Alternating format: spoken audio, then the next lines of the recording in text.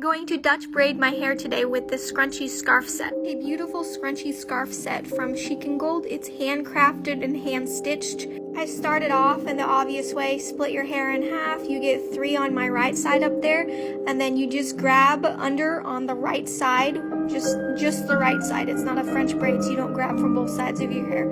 I worked my way slowly down, and the whole thing honestly took about 8 minutes, so I worked it down to about a 1-minute video, but you can see here, just complete the braid as I go down. If you want a unique look to your braid going down, make one strand a little bit thinner than the other two, and you have some really great definition that way. Then I just did the exact same thing on my other side, grab 3, and then you pull from the left side, of course, this time instead of the right. And just work all the way down until you get all the way down to the end of the braid.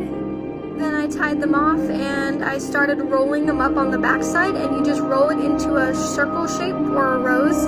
You grab, I did it with 4 bobby pins, and you just pin it in place, and then you take the other one and wrap it from the other side, spinning as you do, and then you pin that one in place as well. I used, again, 4 bobby pins, so a total of 8 bobby pins, but that depends on everyone. Then I just put the scrunchie right over it. I did later go back and remove the orange ties, but here you have it, a quick 8-minute hairdo.